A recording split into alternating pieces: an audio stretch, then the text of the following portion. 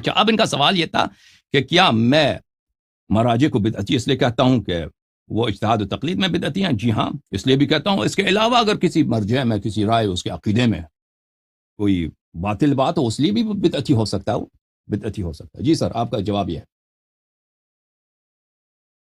شہباز بھائی مجھے اجازت دیجیے گا. جی اللہ یاری صاحب مجھے اجازت دیجیے گا تاکہ میں اپنی بات مکمل کروں. جی بسم اللہ. جی دیکھیں جی، مومنین اور ناظرین سارے ملاحظہ فرما رہے ہیں، ٹھیک ہے. اور اس میں اب چونکہ سوشل میڈیا کا دور ہے، کوئی کسی کو آرام سے ماموں نہیں بنا سکتا، نہ کسی کو الو بنا سکتا ہے. میرا سوال جو میں نے شروع میں اللہ یاری صاحب سے رکھا تھا کہ میرے ساتھ آپ کا موضوع اجتہاد و تقلید ہے، اور اجتہاد و تقلید آپ بتائیں کہ آپ ان کو بدعتی کہتے ہیں، تو آپ آ کر اس پہ علمی نقد کریں. یہ چلے گئے سیاسی امور میں، اور پھر ایسے افراد کی مثالیں دی.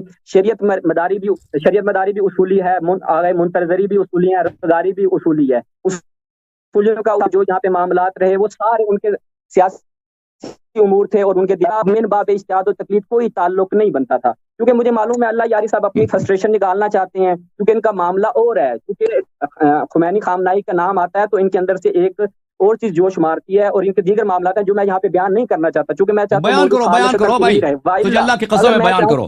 اور نہیں بیان کرو، جو کچھ تیرے دل میں ہے میرے خلاف بیان کرو. اس طرح نہیں کہا کہ میرے پاس مواد ہے میں بیان نہیں کرتا. بیان کرو، جو کچھ ہے بیان کرو. مجھے آپ سے نہ بغض ہے، نہ آپ سے اس طرح کوئی معاملہ ہے، ٹھیک ہے. نہ میں آپ کی ذاتیات کہنا چاہتا ہوں، نہ میں آپ کے دیگر معاملات کی طرف آنا ذاتیات کا بھی ہے تو بیان کرو. اب بیان کرو جو کچھ تیرے پاس ہے بیان کرو. ٹھیک ہے. میرا کچھ بھی تیرے پاس نہیں ہے، بیان کرو. کوئی کچھ بھی نہیں ہے، بیان کرو. تم جو مرضی بیان کرو. بسم اللہ. پھر بول پڑے ہیں. یہی مسئلہ ہے آپ کے ساتھ، آپ بولنے نہیں دیتے دوسرے والے کو. تو اجازت دیا نا کہ آپ ذاتیات بھی آ جائیں، کوئی بات نہیں ہے. ہماری کہانی آپ خاموش رہے نا. آپ نے ابھی جتنی سٹوریاں سنائی ہیں ادھر ادھر کی، کیونکہ آپ بات وہ کرتے ہیں مومنین بیٹھے ہیں، نہ کوئی اس کے اوپر دلیل ہے، نہ بس یہ اللہ یاری صاحب نے کہا تھا کہ پرانے زمانے میں ایسا ہوا کرتا تھا، ایسا ہوا کرتا تھا. بس یہ علمی دلیل دے پھر بات ہو. دوسرا ہمارا جو موضوع گفتگو تھا وہ اجتہاد و تقلید ہے. اس لیے میں نے شروع میں کہا تھا نہ ولایت فقیہ ہمارا موضوع ہے، نہ انقلاب اسلام ہمارا موضوع ہے، نہ انقلاب ایران میں جو کچھ ہوا وہ موضوع. یہ میرا موضوع ہی نہیں تھا جس پہ آپ چڑھ جوڑے ہیں. موضوع اجتہاد و تقلید ہے. آپ نے کیوں بولا ہے بھائی؟ تو آپ نے کیوں بولا ہے کہ آپ مراجع کو گالی دیتے ہیں؟ بولے نا کہ میں مراجع کو گالیاں دے رہا ہوں اجتہاد و تقلید کی وجہ سے. آپ نے کیوں بولا آپ مراجع کو گالی دیتے ہیں؟ تو عرض یہی ہے نا کہ اگر میں نے گالی نہیں دیا، اگر گالی دیا تو آپ لوگوں نے گالی سے بدتر کیا ان کے ساتھ. بھائی میں یہ آپ اچھا ان کو گالیاں دیتے ہیں سیاسی امور کی وجہ سے، نہ اجتہاد و تقلید کی وجہ سے. ہم بھائی کسی کو گالی نہیں، مراجع و مجتہدین کو گالی نہیں دیتے. ہم ان کے نقد کرتے ہیں. ہو سکتا ہے وہ سیاسی وجہ سے ہو سکتا ہے وہ عقیدے کی وجہ سے ہو سکتا ہے اجتہاد تقلید کی وجہ سے. وہ ہر بات اس کی اپنی جگہ ہوتی ہے. آپ نے کہا تھا کہ میں نے ان کو گالی دیا، میں نے اس کا جواب دے دیا. اللہ جانی صاحب، ملعون کہنا کون سا نقد ہے؟ ملعون کہنا کون سا نقد ہے؟ دیکھیں یہ نقد حضرت رسول صلی اللہ علیہ وسلم کا حکم ہے. اذا رأيتم اهل البدع والريب من بعدي فاظهروا البراءة منهم. تو جواب سن لو. ابھی جواب سن لو میرے بھائی.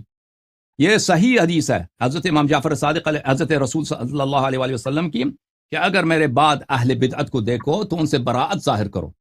اگر کوئی شخص مثلا ملعون ہے، مثلا فضل اللہ کی طرح. برات اور لعن میں ایک چیز ہے. بھائی بات سنو نا، بات سنو. پہلی سوال کیا تو بات سنو. اگر ایک شخص حضرت زہرا سلام اللہ علیہا کی عصمت کا انکار کر رہا ہے، ایک شخص ہے کہتا ہے امام زمانہ علیہ السلام کا کوئی فائدہ نہیں ہے. وہ سیستانی صاحب کا دوست شیخ آصف محسنی، اس نے خود آ کے انٹرویو دیا افغانستان میں اور کہہ دیا کہ میں سیستانی کے پاس گیا. سیستانی نے کہا آپ جو کچھ کہہ رہے ہیں سب صحیح کہہ رہے ہیں، میری پوزیشن ہے کہ ایسے مسئلہ نہیں ہے کہ میں ان عقائد کا اظہار کروں، آپ ان عقائد کا اظہار کریں. اس نے اپنی کتاب میں واضح طور پہ لکھا ہے کہ امام زمانہ علیہ السلام کا کوئی فائدہ نہیں ہے. اس نے ائمہ طاہرین علیہ السلام کے عصمت کا انکار کیا ہے. اور یہ سب باتیں اگر ان کو ملعون نہ کہوں تو کیا کہوں؟ فضل اللہ ہے، فضل اللہ حضرت حدیث قدیر پہ تشکیک کر رہا ہے. یہ آپ کا مرجع ہے. مرجع محسنی بھی مرجع، فضل اللہ بھی مرجع، سیستانی بھی مرجع. تو ان کو اگر ملعون نہ کہیں تو کیا کہیں؟ عصمت کا اجتہاد و تقلید سے کیا رہا یہ بتا دیں. او بھائی ہم نے کوئی قسم کہی ہے کہ صرف اجتہاد و تقلید ہی میں بدعت کا اظہار ہوتا ہے؟ عصمت کا اصل اجتہاد و تقلید سے رابطہ ہے. ایمان سے بتائیں، اتنے پڑھے لکھے آپ بندے ہیں، کہاں کی بات کہاں جا کے جوڑتے ہیں. عصمت کا اس نے انکار کر دیا، اس کا تعلق ہے اجتہاد و تقلید سے. میں نے کہا میں آصف محسنی کا نمائندہ بیٹھا ہوں اور میں ثابت کرنے آیا ہوں کہ وہ میرے ممکن ہے کہ آپ جیسے آپ نقد کر رہے ہیں ایسے میں بھی نقد کرتا ہوں، ممکن ہے اس میں طرف میرے کی نہیں ہے عزیز اجازت میرے تکلیف سے۔ بھائی میرے عزیز، آپ نے کہا کہ آپ نے بعض لوگوں کو ملعون کہا ہے نا، ان کے عمل، ان کا فعل، ان کا اچھا عقیدہ دیکھ کر ہم نے ملعون بولا ہے بھائی۔ آپ مراجع، اچھا آپ اجازت چلو میں نے ملعون کہا، خمینی نے تو جیل میں ڈالا ہے نا، قتل کیا، اس کا بولو۔ اجازت تکلیف کی وجہ سے ملعون کہتے ہیں یا نہیں کہتے، یہ بتا دیں۔ اگر کوئی شخص بدعتی ہے اور بدعت اس پہ ظاہر ہو جاتا ہے، حجت تمام ہو جاتا ہے، اور پھر بھی وہ بدعت سے باز نہیں آتا، بلا شک وہ ملعون ہے، بلا شک وہ ملعون ہے۔ اگر کوئی شخص اس پہ حجت تمام نہیں ہوا، اس کو سمجھ ہی نہیں آ رہی حجت تمام، تو اس کو پیار سے، محبت سے سمجھانا چاہیے، ارشاد کرنا چاہیے۔ لیکن اگر ایک ایسا شخص ہے کہ وہ اس کو سمجھ نہیں آتی بات، تو وہ معذور ہے عند اللہ۔ تو آپ سب لوگ جانتے ہیں کہ میں ہمیشہ یہاں پہ مثلا کتابیں پڑھتا ہوں، ایک منٹ بھائی، سب لوگ جانتے ہیں میں کتابیں پڑھتا ہوں، یہاں پہ خوئی کا ذکر آتا ہے، میں کہتا ہوں رحمت اللہ علیہ، نائینی کا ذکر آتا ہے رحمت اللہ، آخون خراسانی کہتا ہوں رحمت اللہ علیہ، شیخ مرتضیٰ انصاری کا ذکر آتا ہے کہتا ہوں رحمت اللہ علیہ، مجدد شیرازی کا ذکر آتا ہے کہتا ہوں رحمت اللہ ہے، سب کا کہتا ہوں رحمت اللہ علیہ۔ یہ کہ آپ جھوٹ نہ بول رہے ہیں کہ میں ان کو گالی دیتا ہوں، اور اس پہ مجھ پہ اعتراض بھی کرتے ہیں میرے بھائی جو غیر تقلیدی، کہ آپ ان کو کیوں ترحم کرتے ہیں ان کو؟ اچھی بات ہے، تو میں یہی کہتا ہوں کہ ان کو پتہ نہیں تھا، ان لوگوں کو یہ معذور ہیں، ان کو پتہ نہیں تھا، میں یہی کہتا ہوں۔ لیکن بعض سب مجتہدین ایک جیسے نہیں ہیں، سب مجتہدین ایک جیسے نہیں ہیں بھائی۔ بعض مجتہدین ہیں کہ ان کا فاسق ہونا، ان کا بدعتی ہونا، ان کا کافر ہونا ہمارے لیے ثابت ہے۔ اگر ایسا کوئی مجتہد ہے کہ وہ قاتل ہے، اس نے بے گناہ لوگوں کو قتل کیا ہے، اگر کوئی صاحب مجتہد ہے جو عقیدے میں وہ شیعہ ہے ہی نہیں، کافر ہے، اپنا عقیدہ لوگوں سے چھپاتا ہے، تو وہ شیخ مرتضیٰ انصاری جیسا نہیں ہے۔ شیخ مرتضیٰ انصاری وہ شیعہ مثلا شیخ جواد تبریزی وہ شیعہ، کٹر شیعہ، شیخ وحید خراسانی کٹر شیعہ، متعصب شیعہ ہے، مولائی شیعہ ہے، لیکن وہ ہے اصولی۔ تو وہ اجتہاد تقلید کے معاملے میں ہم اس کو عذر دیتے ہیں کہ بھئی اس کو پتہ نہیں، ٹھیک ہے نا۔ لیکن ایک ایسا سب مجتہدین ایک جیسے نہیں ہیں۔ ایک مجتہد ہے مثلا مرجع ہے سید کمال حیدری، وہ سب امام زمانہ کا انکار، 12 اماموں کے عصمت کا انکار، امامت کا انکار، اب تو قرآن اور الوہیت کا انکار، الحاد تک پہنچ گیا۔ تو یہ سب ایک جیسے نہیں ہے بھائی۔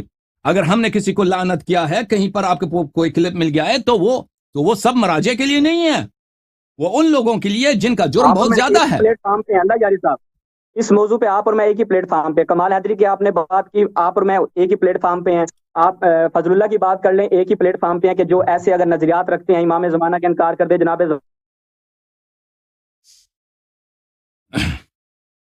معاملات کرتے ہیں، آپ اور میں ایک ہی پلیٹ فارم پہ۔ میں نے بھی من حیث المجموع آپ کو نہیں کہا کہ آپ تمام مراجع، میں نے باقاعدہ قید لگائی اپنے کلام میں کہ من باب اجتہاد و تقلید ہماری گفتگو ہو رہی ہے۔ آپ نے واضح کر دیا، پوائنٹ آف ویو اپنا بہت اچھا ہو گیا کہ آپ اجتہاد و تقلید کی وجہ سے، چونکہ آگا وہی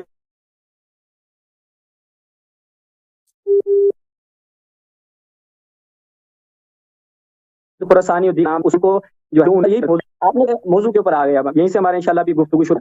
آپ یعنی یہ جو مراجع ہیں یہ بدعتی ہیں، ٹھیک ہے، یہ بدعتی ہیں۔ اب آپ واضح کر دیں کہ اجتہاد و تقلید بدعت کی تعریف کیا ہے اور کیسے اجتہاد و تقلید بدعت شمار ہوتی ہے؟ بسم اللہ۔ بھائی صاحب میں آپ کے لیے تقریر نہیں کر سکتا عزیز، تم جا کے میرے تقاریر دیکھو، اجتہاد کے موضوع پر میری عربی کی جواب سن لو میرے عزیز، میرے بھائی سن لو میری جواب۔ میرا جواب یہ ہے آپ سے کہ میری تقلید کے موضوع پر اردو زبان میں تقریرات ہیں، اس کو آپ پلیز سن لو۔ ادھر آ گئے ہیں نا سنے بغیر ایسے ہی، وہ کلپ بھی بنایا آپ نے، کلپ بھی وہ تحقیق، اور بھائی صاحب چپ کرو، اور بھائی صاحب چپ کرو، تقلید بھی وہ اس پہ آپ نے کلپ بنایا میرے خلاف، وہ بھی میری باتیں سنے بغیر ہی ایسے ہی آ گئے نا۔ تو اب میرا آپ سے دعوت یہ ہے میرے بھائی کہ عربی اجتہاد کے متعلق عربی زبان میں میری تقاریر کا سلسلہ ہے، ارشاد العباد الی بطلان الاجتہاد، اس میں مجھے نہیں معلوم 20-30 تقاریر ہیں، وہ سن لو۔ تقلید کے متعلق میرے تقاریر ہیں اردو زبان میں، وہ آپ کی زبان ہے، اس کو آپ سن لیں، وہ مجھے تکرار کرنے کی ضرورت نہیں۔ اب میں آپ ہر ایک کے لیے آ جائے کہ آپ اجتہاد تقلید کو کیوں باطل مانتے ہیں، بھائی وہ دلیل میں نے بتا دیا، سننا ہے تو سن لو۔ اللہ یاری صاحب، آپ اللہ یاری صاحب، عربی ہے، فارسی ہے، اردو ہے، تو سب سنی جا سکتی ہیں، فقط آپ دنیا میں واحد نہیں ہے جنہوں نے ان تینوں زبانوں کو سیکھا ہے۔ آپ نے آج موضوع رکھا ہوا ہے کہ مخالفین کی میں کالرز کے سوال، اب میں نے سوال کیا تو آپ ادھر ادھر جا رہے ہیں، یا تو سوال کا موضوع نہ رکھتے کہ سوال لوں گا، پھر یاد ہو گیا آپ نے، میں نے اپنی فرسٹریشن نکالنی تھی، سوال کا جواب یہی ہے نا کہ رجوع کرو، تفصیل وہاں تفصیل ہے، رجوع کرو۔ امام ابھی تو جو اس کا رکھا ہوا جواب ہے مختصر انداز میں یہ ہے کہ اہل بیت علیہم الصلوۃ والسلام نمائندے نے تقلید کی اجازت نہیں دیا. اہل بیت علیہم الصلوۃ والسلام کے مذہب میں تقلید کے جواز نہیں ہے، بلکہ تقلید سے منع ہے اور اجتہاد کا کون سی جواز تکلیف نہیں ہے. اس کا اختصار یہ منع؟ مختصر یہ جواب ہے. ٹھیک ہے، تفصیل کون وہ میرے سی تقاریر میں تکلیف؟ ملاحظہ کرو. بسم اللہ. نہیں، کون سے اجتہاد و تکلیف سے ممانعت ہے؟ وہی جو آپ لوگ کرتے ہو، وہی آپ لوگ، وہی جس کا آپ مرتکب، جس کو سیستانی جس کا فتویٰ دیتا ہے، اور سیستانی جس کا اعمال کرتا ہے، وہ اجتہاد جو سیستانی کرتا ہے، وہ اجتہاد جو وحید خراسانی کرتا ہے، وہ اجتہاد جو خوئی کرتا ہے، اور جس کے جواز جو وہ تقلید جس کے جواز کے وہ فتوے دیتے ہیں، وہی اجتہاد تقلید سے منع کیا اہل بیت علیہ السلام. شیخ طوسی اور سید مرتضیٰ بھی اسی اجتہاد و تکلیف کے قائل تھے. اب دیکھو میرے بھائی، یہ جو اب بغداد کے علماء ہیں، شیخ طوسی رحمۃ اللہ علیہ، یہ ان کی شخصیت بہت عجیب ہے. ان کے مختلف کتب میں ان کی مختلف شخصیات ہیں. بعض کتابوں میں یہ کٹر محدث بن جاتے ہیں، ٹھیک ہے نا. بعض کتابوں میں یہ کٹر کیا بنتے ہیں، مجتہد بنتے ہیں. اور اس بات کا جو ہے تصریح بہت سارے علماء نے کیا. مثلا شیخ یوسف بحرانی نے اپنے مختلف کتب میں اس کا ذکر کیا، اور دوسرے علماء نے بھی کیا ہے کہ یہ ان کا ایک مختلف کتب میں اس کے مختلف مناہج ہیں. اور سید مرتضیٰ کے متعلق مجھے نہیں معلوم کہ ان کا کیا طریقہ کار تھا. بہرحال وہ بغداد میں رہتے تھے، وہ اتنے بڑے محدث نہیں تھے. وہ سید مرتضیٰ ان کا جو اسپیشلائزیشن تھا وہ علم کلام تھا. اب اگر وہ بعض امور میں مجتہدین سے متاثر ہوں ان کے زمانے میں، جو وہاں پہ بغداد میں رہتے تھے، وہاں پہ اجتہاد کا زمانہ تھا، مخالفین کا ان کا علمی ماحول تھا، شیعہ تو وہاں پہ اقلیت میں تھے، تو اگر اس سے وہ متاثر ہوئے ہوں یا بعض کتب میں ان کی منہج پہ انہوں نے بات کیا ہو، تو یہ اس میں کوئی اشکال نہیں ہے. اب ہمارے نزدیک نہ سید مرتضیٰ حجت ہیں، یہ بات اچھی طرح سے جان لو، نہ شیخ طوسی حجت ہیں. ہمارے نزدیک ان کی کوئی ویلیو نہیں ہے. یہاں پہ سید مرتضیٰ یا شیخ طوسی لاکھ مرتبہ کہہ دینا کہ اجتہاد تقلید یہ اصلی ایمان ہے، یا اس کو تکفیر کرتے ہیں، ہماری کوئی ویلیو نہیں رکھتی. ہمارے نزدیک حجیت منحصر ہے کلام اللہ میں، جو صریح الدلالہ ہو، محکمات میں سے ہو، یا وہ کلام اللہ جو مفسر ہو، جس کی تعویل احادیث معصومین علیہم السلام میں ہو، اور اس کے علاوہ احادیث معصومین علیہم. حجیت اس میں ہے. سید مرتضیٰ، شیخ طوسی رحمہم اللہ تعالی، یہ ہمارے لیے ان کی بات کوئی حجیت بذات ہی حجیت نہیں رکھتی. نہیں تو آپ شروع سے کریں نا. آپ کہیں کہ جس اجتہاد و تقلید کے سید مرتضیٰ قائل تھے، جس اجتہاد شیخ طوسی قائل تھے، وہاں سے لے کر پھر علامہ باقر مجلسی جو ہیں وہ بھی کہتے ہیں کہ محدثین کے بھی نوع من الاجتہاد، یقع منہم الخطا و یقع منہ الصواب، ان سے خطا بھی ہو سکتی ہے، وہ درست بھی ہو سکتے ہیں. پھر سید سستانی، یہ سارے جتنے بھی ہیں وہ سارے بدعت تھے آپ کے نزدیک. دیکھیں بھائی صاحب، مجھے نہیں معلوم ان باتوں کا، جو آپ کہہ رہے ہیں مجھے ان باتوں کا نہیں معلوم. مجھے وہی معلوم ہے کہ جو میں نے آپ کو جواب دے دیا نا، میں نے آپ کو دے دیا. اب آپ کا علم زیادہ ہے، مجھے ان باتوں کا نہیں معلوم. میں آپ کو عرض کر رہا ہوں کہ آپ کہہ رہے ہیں کہ یہ لوگ، یہ سب مجتہد تھے، یہ سب فاسق ہیں، سب علماء، تاریخ علماء میں یہ سب مجتہد تھے. ایسی کوئی بات نہیں ہے. اور ان کے مجلسی صاحب جو ہیں، ان کے مواقف بہت، یہ شروع میں جوانی کے زمانے سے اور بڑھاپے کے زمانے میں ان کے مواقف بہت مختلف ہیں. ان کے نظریات میں بہت تبدیلی آ گئی. نوجوانی میں یہ مجتہدین کی طرف، فلسفہ عرفان کی طرف مائل تھے، اور بڑھاپے میں یہ بالکل آخر عمر میں یہ مختلف ہو گئے تھے. تو ان کا بھی اقوال ایک جیسے نہیں ہے. بہرحال ہمارے نزدیک، اگر آپ کے پاس، دیکھو میرے بھائی، اگر آپ دلیل لینا چاہتے ہو نا تقلید کے لیے، اجتہاد کے لیے، تو آپ کو جو ہمارا ٹائم ضائع نہ کرو، ناظرین کا ٹائم ضائع نہ کرو نا. کوئی آیت لے کے آؤ، کوئی روایت لے کے آؤ، کوئی حدیث لے کے آؤ، ہم مان لیں بھائی. اگر یہ چیزیں نہیں ہیں تو بھائی ہمارا ٹائم ضائع نہ کرو کہ فلاں عالم نے کہا ہے، فلاں عالم نے کہا کہ اجتہاد صحیح ہے. اس سے ہم زیادہ سے زیادہ کہیں گے وہ عالم نے غلطی کی.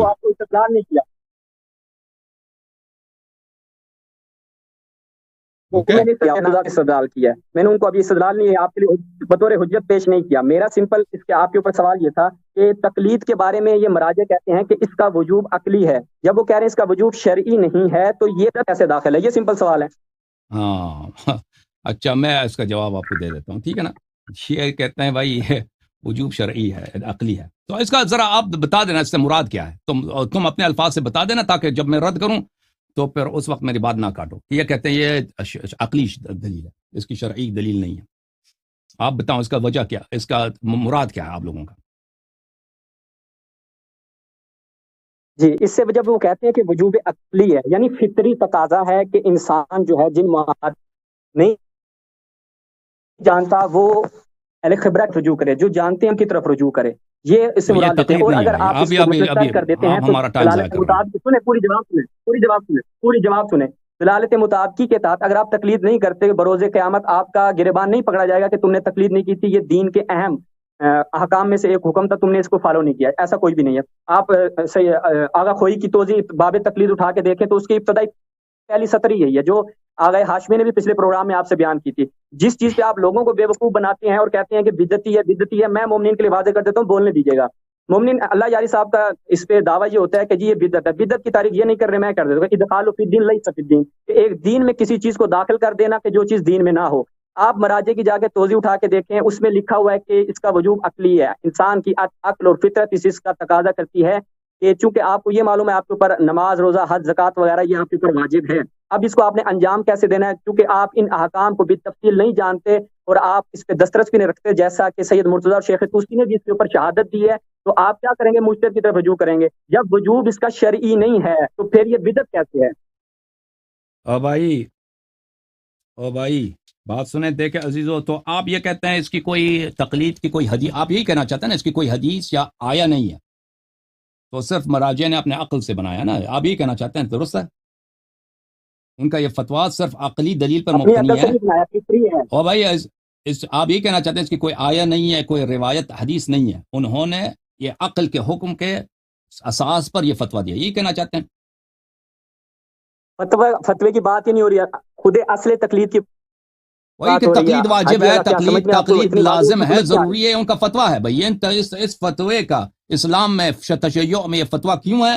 اس لیے اس کی کوئی آیا نہیں ہے، کوئی روایت نہیں ہے، بس یہ مراجع نے حکم عقل کی روح سے دی، یہی کہنا چاہتے ہیں؟ یہ تو دور ہو جائے گا، یہ تو دور ہو جائے گا بھائی۔ تقلید کیوں واجب ہے؟ کیونکہ میرا فتویٰ ہے، فتویٰ کیوں؟ کیونکہ تقلید واجب ہے، یہ دور ہو جائے گا، یہ کوئی پڑھی لکھی بات نہیں ہے، کیا باتیں کر رہے ہیں اللہ یاری صاحب؟ وجوب عقلی کی آپ کو فتویٰ تو ہے، سمجھ نہیں آ رہی ہے، فتویٰ تو موجود ہے کہ تقلید کرنا ہے اپنے نا، فتویٰ تو ہے بھائی۔ وہ کیا وہ فتویٰ یہ وہ بتا رہے ہیں کہ دلیل تقلید کا وجوب بتا رہے ہیں، فتوے کا کیا مطلب ہے؟ سمجھ گیا، چلو میں اپنی بات کی، میں اپنے بات کو چینج کر لیتا ہوں بھائی، چینج کرتا ہوں۔ مراجع کا کوئی فتویٰ نہیں ہے بھائی کہ تقلید واجب ہے، تقلید اس لیے واجب ہے کہ اس کی کوئی حدیث نہیں ہے، اس کی کوئی آیا نہیں ہے، بس حکم عقل ہے، یہی کہنا چاہتے ہیں نا؟ مراجع نے فتویٰ نہیں دیا، بس یہ تقلید کس لیے واجب ہے؟ حکم عقل ہے، فتویٰ کوئی نہیں ہے اس کے وجوب پر، یہی کہنا چاہتے ہیں؟ فتوے اور اس میں کیا فرق ہے؟ فتوے کی کیا تعریف ہے؟ کیا باتیں کر رہے ہیں؟ فتویٰ یعنی مجتہد اپنی رائے کا اظہار کرتا ہے، فتویٰ یعنی مجتہد کی رائے، فتویٰ یعنی مجتہد کی رائے، ماخوذ جو اصطلاح میں یہی ہے، جو ماخوذ ہو کسی سے، آگے لکھا ہوا ہے، آگے لکھا ہے جو ماخوذ مصدر اس کا ہو سکتا ہے قرآن ہے، ہو سکتا ہے سنت ہے، ہو سکتا ہے عقل ہے، ہو سکتا ہے اجماع ہے، وہ اس کے اور اللہ کے درمیان ہے۔ فتویٰ مسلمانوں میں، شیعہ میں، غیر شیعہ میں فتویٰ اسی کو کہتے ہیں، مجتہد کی جو رائے ہے، اصطلاح میں اسی کو بولتے ہیں۔ تو آپ بھائی صاحب، آپ میرے سوال کے جواب دے دیں، آپ کیا اعتراف کر رہے ہیں کہ تقلید کی کوئی نہ آیا ہے نہ کوئی روایت ہے، یہ صرف حکم عقل ہے، صحیح ہے؟ ہاں یہ واضح ہو گیا۔ اب اس کے بعد بدعت کیسے بنتا ہے اب بتائیں؟ میں نے بھائی دوبارہ دوہرا رہا ہوں کہ آپ کی بات میں سمجھنے کی کوشش کر رہا ہوں، آپ ہمارے بھائی ہیں، عزیز ہیں، آپ دوبارہ بات دیکھو لوگوں، تقلید کی نہ کوئی آیا ہے نہ کوئی حدیث ہے، صرف حکم عقل ہے، درست ہے؟ جی یہ فطری طور پہ فطرت ہے، فطرت۔ دیکھو عزیزو، اگر یہ میرے عزیز، میرے بھائی، میرے شہباز، میرے دوست، میں ان سے محبت کرتا ہوں، ان سے اگر میں نے تند الفاظ میں بات کی ہے تو میں ان سے معذرت چاہتا ہوں، میں یہ نہیں چاہتا۔ دیکھو دوستوں میں ایسی بات ہوتی ہے کہ انسان آواز اٹھاتا ہے، لیکن وہ دوستی کی وجہ سے، پیار کی وجہ سے ہوتا ہے، اس لیے نہیں کہ میں ان کا دشمن ہوں، کوئی دشمنی نہیں ہے۔ اگر یہ میرے عزیز، میرے دوست، میرے بھائی، اگر انہوں نے میری تقریرات سنا ہوتا تو غور سے سنا ہوتا تو یہ کبھی یہ کال نہ کرتے، یہ سوال نہیں کرتے، کیونکہ یہ کتنی قبیح جہل پر مبتنی ہے۔ کئی درجات ہیں، کئی پہلو ہیں، کئی جہات ہیں ان کے جہل کا، ملاحظہ فرمائیے۔ پہلا جہل یہ ہے کہ یہ کہتے ہیں کہ یہ ایک فطری چیز ہے کہ آپ کسی کی تقلید کریں، اگر کوئی بات نہ آتا ہو تو کسی کی تقلید کریں۔ دیکھو عزیزو، تقلید بولتے ہیں کسی کا بات مانے، اس کی بات کی دلیل جانے بغیر. مثلا میں ایک شخص سے پوچھوں کہ یہ مسئلہ ایسا کیوں ہے، اگر وہ کہہ دے کہ یہ مسئلہ اس طرح ہے اور لیکن مجھے نہیں معلوم اس کے پاس دلیل کیا ہے، ٹھیک ہے نا، میں اس پہ اطمینان کروں، اس پہ اعتماد کروں، اس کے بات کی دلیل جانے بغیر اس کو اخذ کروں کہ اس کی تقلید ہے. اگر میں اسی شخص سے پوچھوں کہ آپ جو کہہ رہے ہیں کہ اس کی وجہ کیا ہے، اس کی دلیل کیا ہے، آپ کہتے ہیں یہ مسئلہ اس طرح ہے، تو وہ وجہ بتا ہے مجھے، اور وہ وجہ اگر صحیح ہو تو میں قبول کروں، غلط ہے تو قبول نہ کروں، تو وہ تقلید نہیں ہے. ٹھیک ہے نا. تو یہ فرما رہے ہیں کہ انسان کی فطرت ہے کہ دوسروں کی بات بغیر دلیل کے مان لو. تو عزیز، یہ آپ کی فطرت ہو سکتی ہے، یہ عموم انسانیت کی فطرت یہ نہیں ہے. یہ اس شخص کی فطرت ہے جو اپنی انسانیت کی فطرت سے منحرف ہو چکا ہے. حکم عقل انسان کی فطرت یہ ہے. بھائی بات سنو، بھائی بدعت کی طرف آ رہے ہیں نا. میں نے کہا آپ کی بات جہل کے اور قبح کے کئی جہات ہیں. آپ نے میری تقریرات نہیں سنی، آپ ہمارا ٹائم ضائع کر رہے ہیں. ہاں تو ابھی سیکھ لو، اچھی طرح سے سیکھ لو. حکم عقل یہ نہیں ہے کہ کسی کی بات، تقلید کیا ہے کہ اس کی بات کو بغیر دلیل کے مان لو. عزیزو، یہ حکم عقل کے خلاف ہے کہ آپ کسی کے بات کو بغیر دلیل کے مان لیں. کیوں بغیر دلیل کے مان لیں؟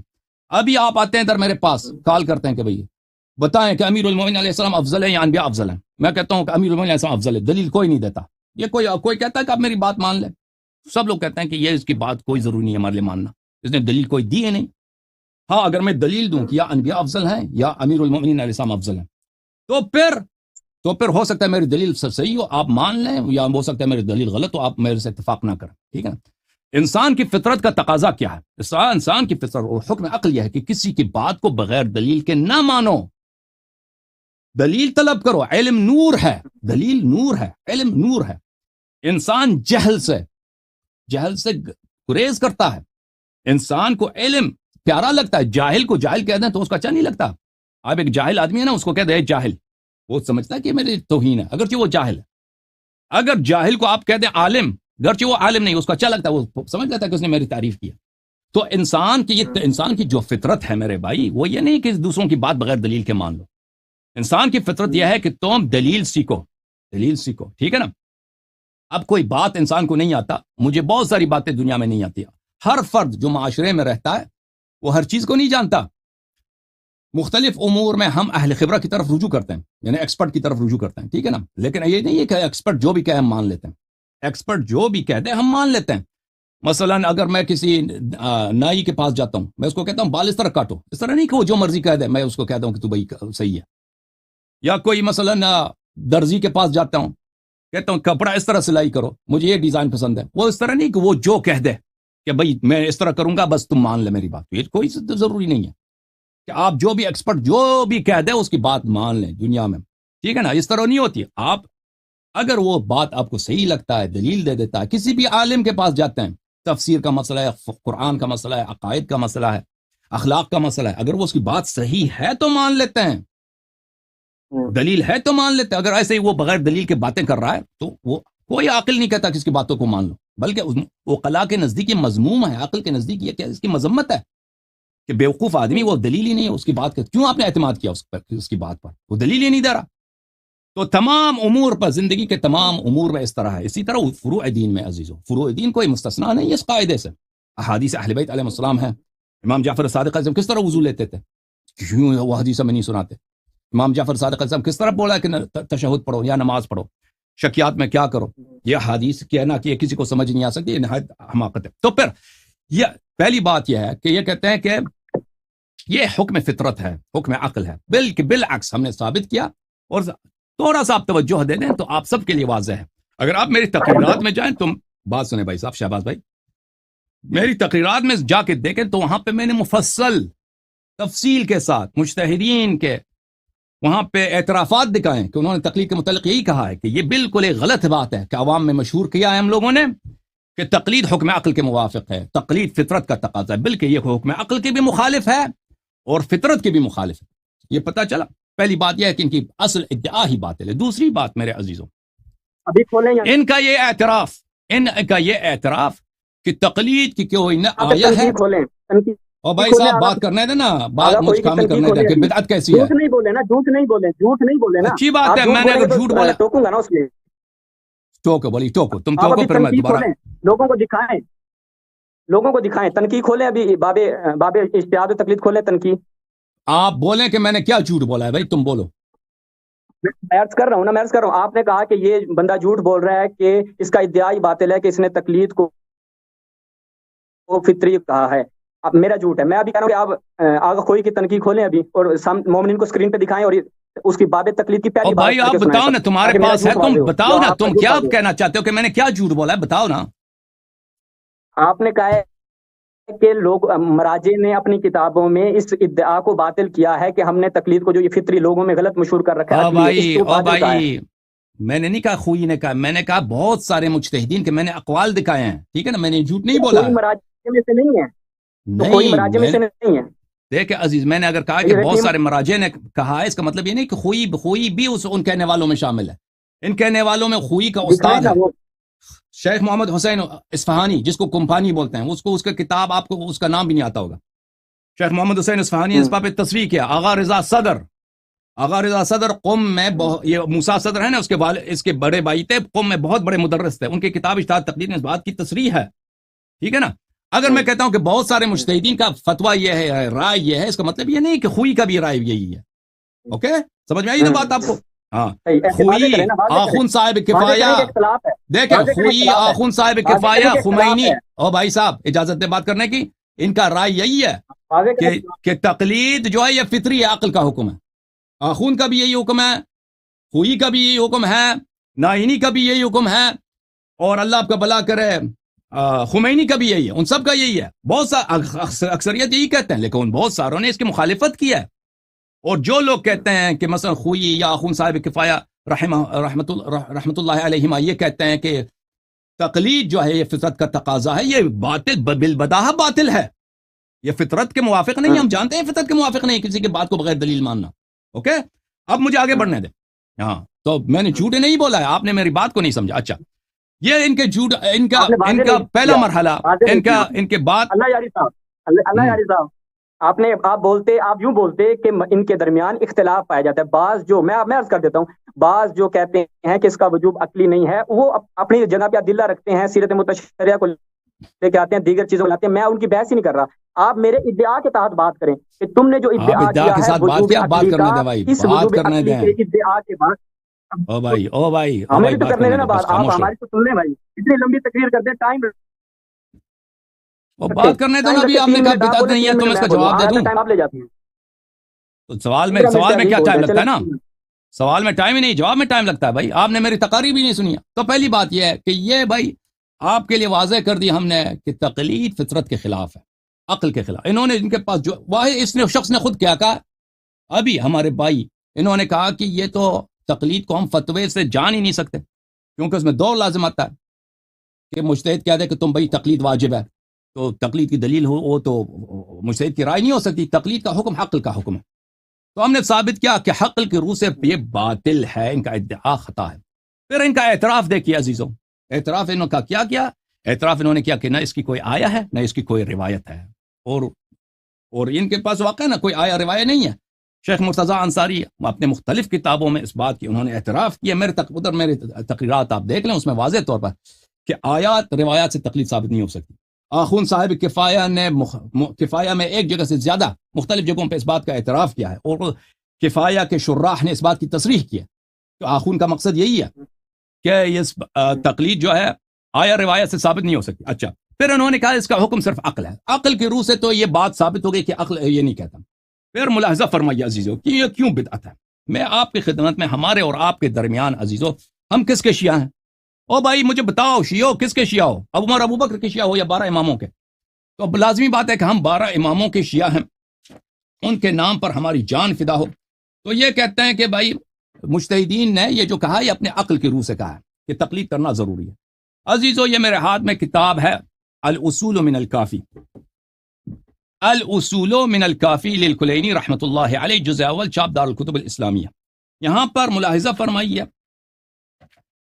دار الکتب الاسلامیہ یہاں پر کتاب فضل العلم میں، فضل العلم یعنی فضل الحدیث، باب البدع والرائے والمقایس، بدعتوں اور رائے اور قیاس کے باب میں، یہ سب گناہ ہیں، یہ سب فسق ہے، اس کی باب میں یہ حدیث ملاحظہ فرمائیے.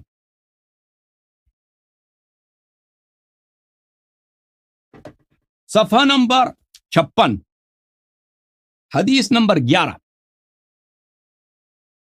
ان ابی بصیر رضی اللہ تعالی عنہ سے روایت ہے قال قلت لابی عبداللہ، میں نے حضرت قرآن ناطق بحر حقائق امام مغارب و مشارق امام جعفر صادق علیہ السلام کی بارگاہ میں عرض کیا ترد علینا اشیاء لیس نعرفها فی کتاب اللہ ولا سنہ.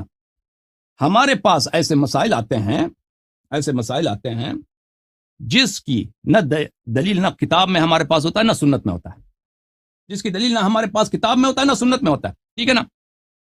فننظر فیہا، کیا ہم اس مسئلے پہ، نظر بولتے ہیں فکر کرنے کو، ہم اس مسئلے میں اپنی فکر سے اپنے عقل سے کوئی راستہ اختیار کر لیں. فرمایا، جواب آیا جیسے ابھی میرے بھائی نے کہا کہ نہ تقلید نہ کتاب میں نہ سنت میں، مجتہدین نے اپنے فکر سے دین میں داخل کر دیا. اچھا، فرمایا فقال لا، امام علیہ السلام نے نہیں فرمایا کہ یہ اس بات کی اجازت نہیں کہ اپنی فکر سے اپنی عقل سے کسی بات کو دین میں داخل کرو. اما انک ان اصبت لم توجر، جان لو کہ اگر تم نے اپنی فکر سے، حدیث روایت کچھ بھی نہیں ہے، ایسے آپ نے فکر کیا کہ یہ کر لو، یہ چلیں یہ کرتے ہیں، دین کا یہ ہونا چاہیے، یہ واجب یہ حرام، عقل کی روح سے اگر اتفاقاً من باب الاتفاق وہ بات آپ کی صحیح بھی آئی تو آپ کی کوئی اجر نہیں ہے، اجر کوئی نہیں. وَإِنْ أَخْطَأْتَ كَذَبْتَ عَلَى اللَّهِ عَزَّ وَجَلَّ، اور اگر آپ نے خطا کیا ہے تو آپ نے اللہ پہ افترا باندھا، اللہ پہ افترا باندھا، ٹھیک ہے نا. تو اس کے بعد ہمارے پاس احادیث اس بات سے کہ آپ عقل کی روح سے دین نہیں بنا سکتے، عقل کی روح سے حلال و حرام نہیں بنا سکتے. یہ اس کی روایات متضافر ہیں، اس کی روایت بلکہ فوق حد تواتر ہیں، اور اس کی روایت بہت زیادہ ہیں، وہ یہ روایت بہت واضح ہے. اگر کوئی چیز کتاب میں نہیں ہے سنت میں نہیں ہے تو آپ کو اجازت نہیں ہے کہ آپ اپنی فکر سے اس کو دین میں داخل کریں، ٹھیک ہے نا. پھر جب احادیث موجود ہیں اہل بیت طاہرین علیہم الصلاۃ والسلام کی، اور یہ مسئلہ اتنا کثیر الابتلاء ہے. کون سا مسئلہ؟ کہ انسان کو دین سیکھنا ہے. ابھی مجھ پہ نماز واجب ہے، روزہ واجب ہے، صوم و زکوٰۃ واجب ہے، میں کس طرح سے انجام دوں، ٹھیک ہے نا. یہ تو کثیر ائمہ علیہ السلام کے عصر میں کثیر الابتلاء تھا، ہمارے زمانے میں کثیر، جس نے بھی دین پہ عمل کرنا ہے یہ تو کثیر الابتلاء ہے. اگر تقلید نام کی کوئی چیز ہوتی عزیزو تو اس کی آیا روایت بھی ہوتی، آیا روایت بھی ہوتی نا. ایک چیز جو بہت ہی کثیر الابتلاء، ہر انسان کو اس کی ضرورت ہے کہ میں نے اگر دین پہ عمل کرنا ہے اس کا طریقہ کار کیا ہے، مجتہدین سے فتوی لے کے اس پہ عمل کریں، بھائی تقلید کریں نا. اگر یہ طریقہ کار ہوتا تو یہ اس کے احادیث روایات بہت زیادہ ہوتی. یہ خود کہہ رہا ہے کہ کوئی آیا روایت ہی نہیں، تو کیا مطلب بدعتی اسی کو بولتے ہیں بھائی.